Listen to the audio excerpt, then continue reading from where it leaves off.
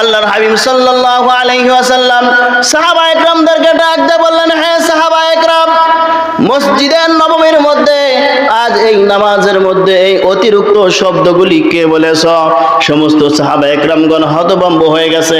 কিরে, কে বলছে? ভুল হলো নাকি? যে বলছে সেও কোনো কথা বলে না। কিরে, আমার হয়তো ভুল হয়ে গেছে।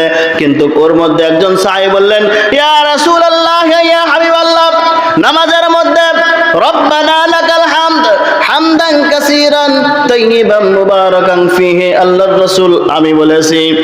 আল্লাহর রাসূল সাল্লাল্লাহু আলাইহি ওয়াসাল্লাম ডাক দিয়ে বলেন, হে সাহাবায়ে কেরামগণ, আমি যা দেখি তোমরা তা দেখো না, আমি যা শুনি তোমরা তা শোনো না।